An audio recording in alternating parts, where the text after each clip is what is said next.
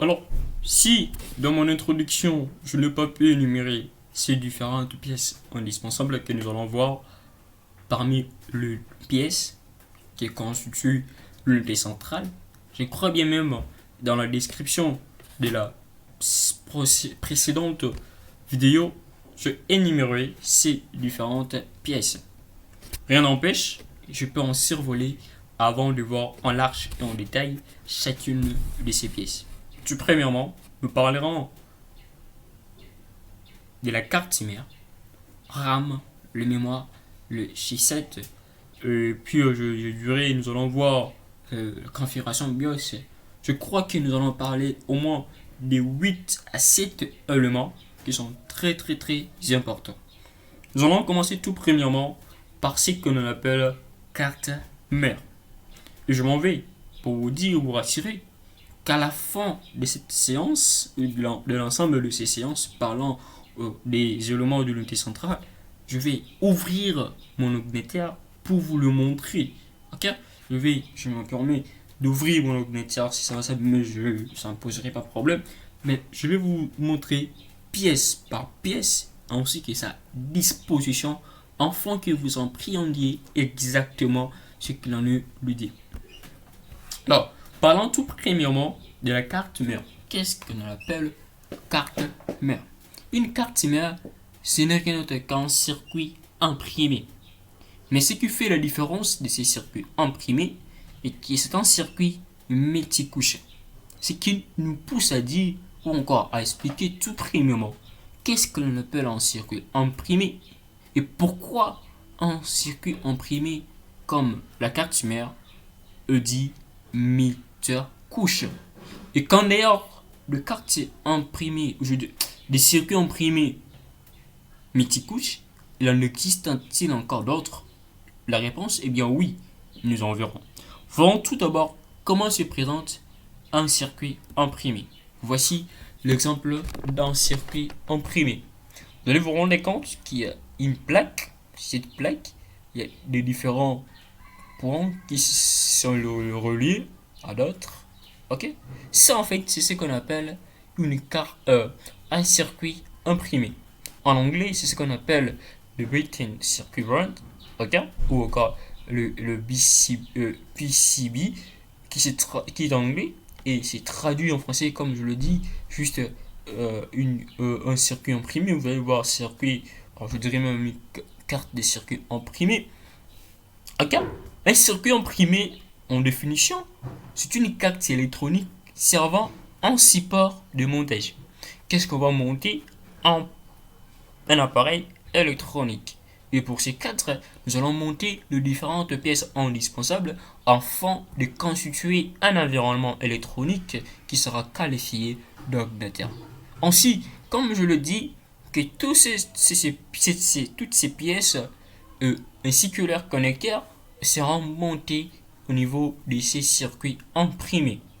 C'est comme, je dirais, les supports matériels, ok, sur lesquels reposent toutes les pièces indispensables. Et ainsi, cette pièce sur laquelle reposent toutes les autres pièces, vous allez vous rendre compte, ayant des lignes de voies de communication, ainsi, cette pièce va permettre à interconnecter différentes pièces. Bien que c'était en fait une anticipation, mais je reviendrai pour en parler en large et en détail.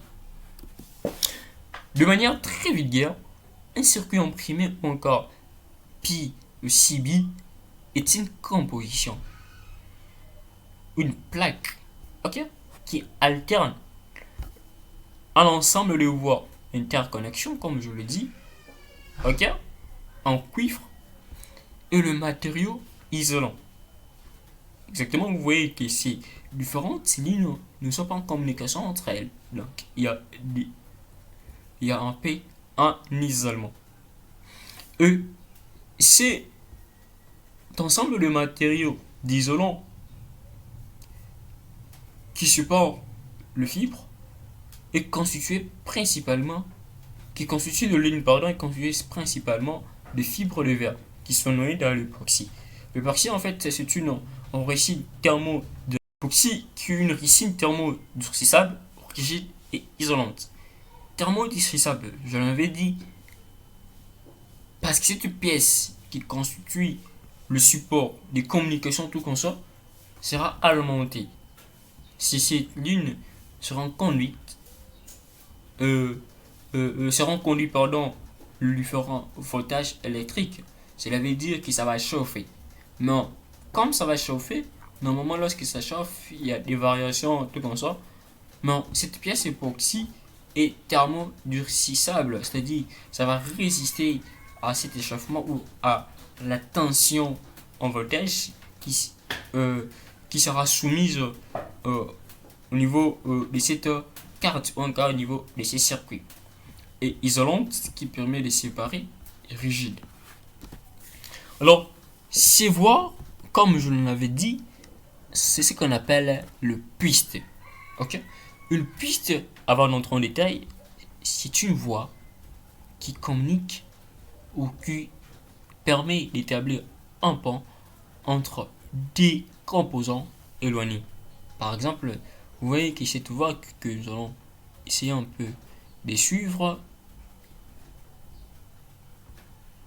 ça va jusque là, tout comme ça, vous voyez, ça va connecter une pièce se retrouvant à cet endroit à une autre qui est exactement, je vais montrer là, vous voyez, c'est comme si ce sont des sorties différentes, exactement. C'est donc une piste, c'est une voie conductrice faite de cuivre permettant l'alimentation et l'interconnexion. C'est simple, facile à connaître. Selon l'organisation de pistes, c'est-à-dire des voies, ou encore je dirais, selon le voie de conduction dans un circuit imprimé, on peut alors distinguer trois types de circuits imprimés. Premièrement, il y a des circuits imprimés double face, il y a des circuits imprimés simple face, il y a des circuits imprimés multicouche. Commençons tout premièrement par le circuit imprimé simple face. Comme toute plaque, il y a deux faces. Selon votre position, vous pouvez vous dire ça c'est la face ventrale ou encore dorsale, tout comme ça dépend de vous. Mais nous allons distinguer deux types de faces dans un circuit. Tout premièrement, il y a la face où se trouvent les différentes lignes. Ok? Ainsi, si cette face se trouve les différentes lignes, ce qui veut dire que de l'autre côté, il y aurait normalement des pièces qui feront leur sortie ici pour être soudées afin d'être reliées. Et ça, cette partie, c'est ce qu'on appelle la partie soudure. Et l'autre côté, c'est ce qu'on appelle la partie composant. Ou le côté composant, pardon. C'est le côté composant que je vais dire. Ainsi, en circuit imprimé simple face, comme je l'ai dit, c'est un circuit où le piste ne se retrouve uniquement sur l'une de ces faces. Et particulièrement, je dirais, cette face, c'est laquelle où se trouve le piste, c'est ce qu'on appelle le côté soudure. Lorsque dans les deux faces, il y a ces pistes, on va appeler ces circuits un circuit double face. Et la question qu'elle se pose, quand parler de multicouche. Quand je dis multicouche, imaginez que je dirais, c'est peut-être la superposition où on prenait 4 circuits double face, 4 circuits simple face, on les superposait pour ne former qu'un seul circuit. Ce qui veut dire que cette plaque, ou encore ce circuit, sera tridimensionnel. Et dans sa dimension profondeur, il y aura superposition de différentes voies de conduction. Ces différentes voies de conduction, tout premièrement, seront isolées au niveau de chaque circuit qui se superpose et deuxièmement, isolées des circuits sous-jacents. Mais il se peut que des voies de deux circuits sous-jacents différents soient en communication. Et c'est donc, comme je le dis, superposition de circuits imprimés ayant de liaisons électriques entre eux par leur piste en un certain point.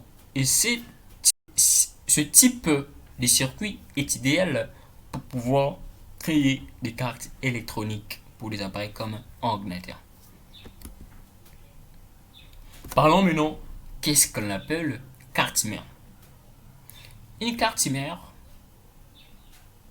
c'est un circuit, comme je le dis, imprimé multicouche, parcouru par plusieurs lignes appelées pistes en plusieurs dimensions de superposition ces pistes permettent d'alimenter et interconnecter d'une part le composant électronique qui est soudé sur l'une de ses faces, ok, et d'autre part ces composants internes à d'autres qui sont principalement externes appelés le périphérique via les connecteurs.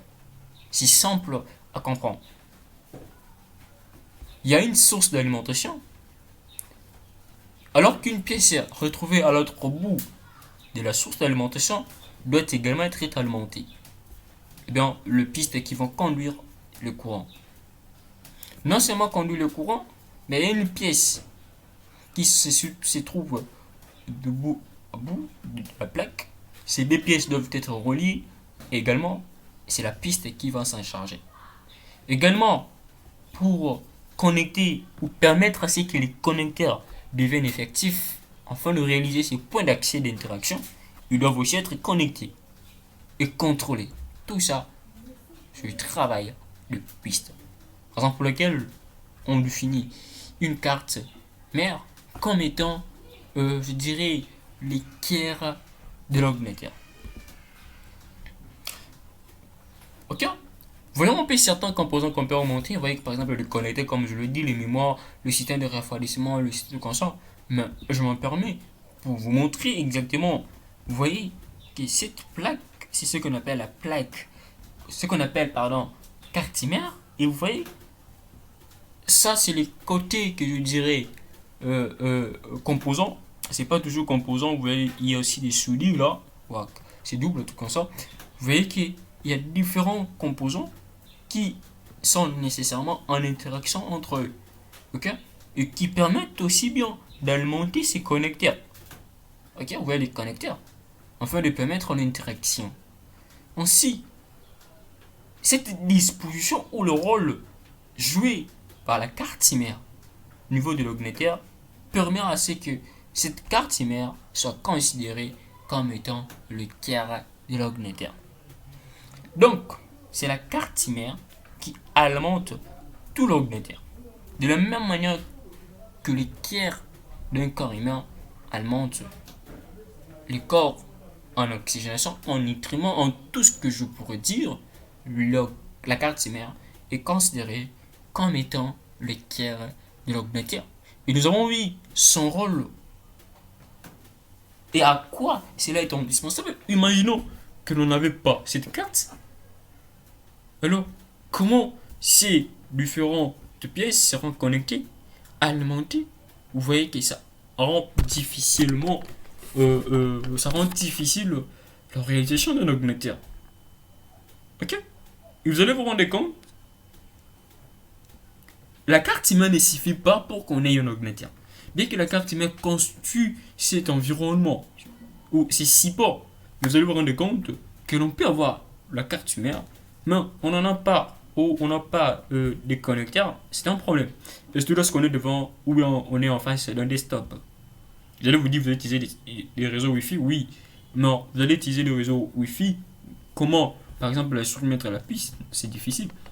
Imaginez que vous avez votre carte, mais vous manquez le processeur. Nous n'avons pas encore vu le rôle du processeur, mais nous verrons que c'est indispensable, comme je le dis, au fonctionnement de l'ordinateur. À présent, nous allons voir le deuxième composant qui est en fait le processeur.